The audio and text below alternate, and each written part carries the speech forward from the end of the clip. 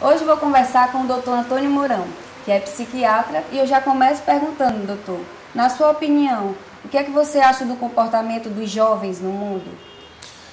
Bom, há uma certa impressão de que está se uniformizando, né? O tal do processo de globalização faz com que os jovens, digamos assim, em Nova York, em Tóquio, no Rio, em Fortaleza, eles se vistam da mesma forma, tenham os mesmos gostos, os mesmos comportamentos, gostem da mesma música. Então, onde a globalização parece ter marcado mais é justamente nesse público jovem, nessa nova juventude que aparece, que está aí. E você acha que os pais têm uma parcela de culpa por não estar dando mais limite aos seus filhos?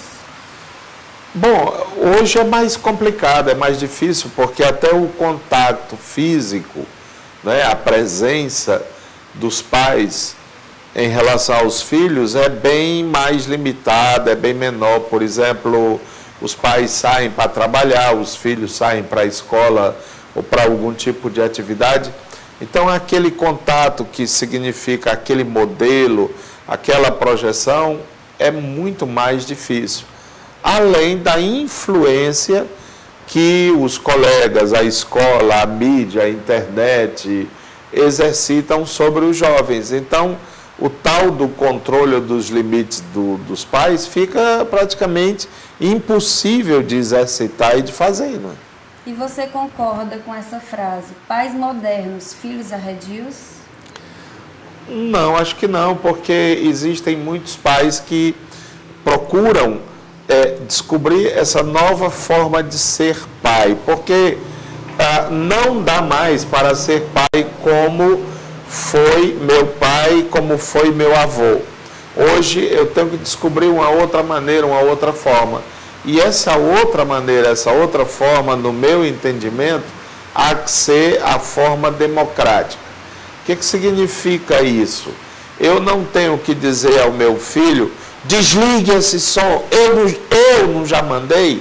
Não, você tem que desligar o som porque está atrapalhando os outros. E você não é único, não é? Você tem que tirar o prato que você acabou de almoçar, de comer, para ajudar todos, porque nós estamos numa coletividade que é a família. Então, essa noção democrática do exercício do poder, eu sou aquele que lembra, não sou aquele que impõe. Você tem que ir dormir agora, porque amanhã você tem que acordar cedo, não é porque eu estou mandando. Então, se eu não estiver ali mandando, você pode? Então, essa noção é que está mudando e que os pais têm que entender que mudou. Doutor, tem uma pergunta do telespectador que mandou para o nosso e-mail, tá? Pois não. O que fazer para conviver com tanta violência? Um pai perguntou para o senhor responder. Essa violência, eu acho que ela é muito repercutida. Qualquer meio de mídia, não é? Eles começam, não é mais jornal nacional, não é mais noticiário local, é noticiário policial local. Eu acho que eles tinham que acrescentar esse tal policial, porque parece que é só isso que dá, parece que é só isso que dá ibope, é só isso que dá interesse. E então há uma exacerbação do sentimento de violência. Mas no passado não era simples, não. No passado, se você saísse da caverna, o dinossauro lhe pegava, tá entendendo? Tinha os inimigos da outra tribo, tinha os animais ferozes, tinha os piratas, tinha os saqueadores. Então, as guerras eram muito comuns, muito frequentes, né? Primeira Guerra Mundial, Segunda Guerra Mundial, foi logo em seguida uma da outra, não é? Fora as guerras de territorialidade e tal. Então, hoje, a juventude está vivendo um momento, eu diria, de mais paz. Agora, essa violência social, essa é que nós temos que questionar, porque as pessoas estão vivendo muito apesar de juntas solitárias. Não é? Esse é um fenômeno muito curioso. Como assim? Eu não conheço o vizinho do meu lado. Eu sei que mora aí uma família, mas parece que são duas criancinhas, mas eu não sei. Então nós temos que criar mais esses laços, que é o que eu chamo de a gentileza, não é?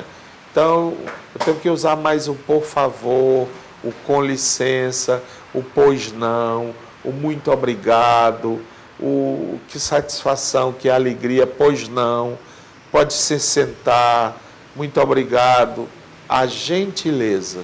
E eu acho que isso, às vezes, os jovens se fecham muito neles mesmos, né? Às vezes eu estou na faculdade, pego o elevador, aí tem ali 2 estudantes, eles ficam calados ali olhando para o chão, bom dia meu filho, aí eu estendo a mão, eles ficam assim, da onde foi que apareceu esse maluco, tá entendendo? Porque olhos nos olhos, bom dia, como vai, tudo bem? Você dormiu bem? Você está legal? Sabe? A gente tem que estimular isso aí. E como você descreve o fato triste, né, que aconteceu no Rio de Janeiro, daquela mente do jovem Wellington? Ali é um caso muito complexo, que envolve uma série de fatores que convergem numa só pessoa, não é? Ele não conheceu direito a família biológica, foi adotado, perdeu estes pais adotados e foi a partir daí que as coisas ficaram mais confusas. Aquela carta mostra nitidamente um espírito perturbado ou conturbado. Com certeza aquele quadro em que ele vivia era um quadro chamado psicótico. É quando existe delírio e alucinação. O delírio é um falso pensamento. Eu crio uma realidade que é minha própria, que eu acredito que eu estou dentro, e eu desconheço a realidade dos outros. Por exemplo, quando ele cita na carta, tem o mundo dos puros, no qual eu estou, ele está, não é? E o mundo dos impuros. Essa é uma distorção da realidade, porque o próprio Cristo diz, aquele que nunca errou, que nunca pecou, atire a primeira pedra. Então o próprio Cristo não fazia essa dicotomia, não é? Depois eu quero ser enterrado de uma forma que é algo de extremamente mórbido, né? Depois ele já é um adulto, 23, 24 anos, mas ele continua ligado unicamente ao chamado núcleo familiar. Eu quero ser enterrado junto da minha mãe. Um cara de 23, 24 anos, ele já tem outros interesses, não trabalhava. Normalmente a pessoa nessa idade trabalha, ou está estudando, concluindo uma faculdade, um estudo, tem uma namoradinha, ou até mesmo já é casado. Ali tudo não tinha contato social, não tinha amigos, né? A polícia anda procurando de um jovem que se tem amigo, né?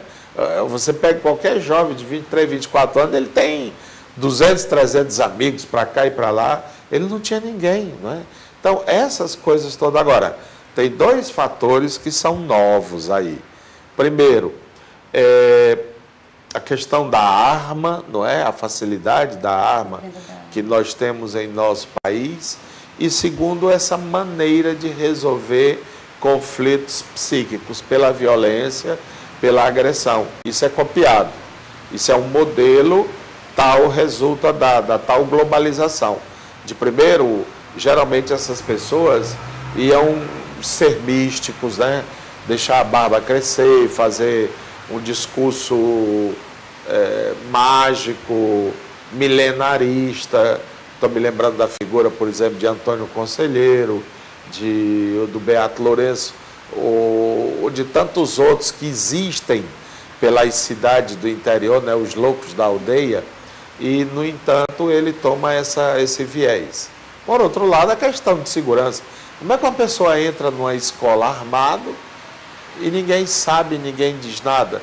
Se chega uma pessoa estranha num prédio, o senhor quer falar com quem? Quem é que está? E iria telefonar lá para cima, olha, vocês estão aguardando alguém, esperando. Então, essa série de fatores gerou essa tragédia que todos nós lamentamos agora.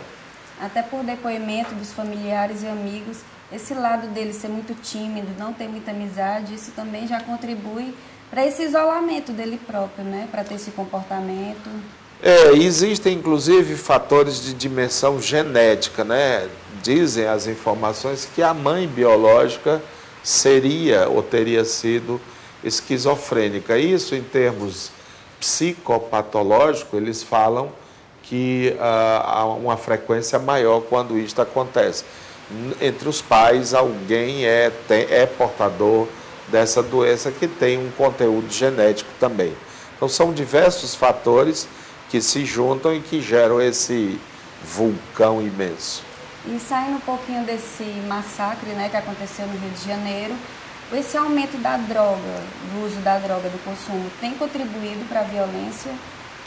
Ah, sim, porque a droga ela contribui de dois modos. Primeiro, porque ela altera os chamados estados de consciência. Ela mexe com a cabeça do indivíduo e muitas vezes ele perde o controle das emoções. E segundo, por causa da questão da grana, do dinheiro, do tráfico, do estar devendo, do ajuste de contas, das brigas de território. Então, é um assunto extremamente explosivo. Eu penso que a tendência, se não tomarmos medidas mais profundas, mais concretas, será desta coisa se agravar mais ainda. E qual a mensagem que o senhor deixa para os pais, os jovens que estão nos assistindo? Curtir a vida com intensidade não significa necessariamente usar de drogas, usar de bebidas, etc. Mas é entender que o contato com pessoas, que a festa, a alegria, o esporte, a disponibilidade, né, a gentileza, elas são fundamentais para essa vida com intensidade. Doutor Antônio Mourão, muito obrigada pela sua participação. O programa Corpo e Estilo agradece e espera contar com a sua participação mais vezes. Tuas ordens. Um abraço.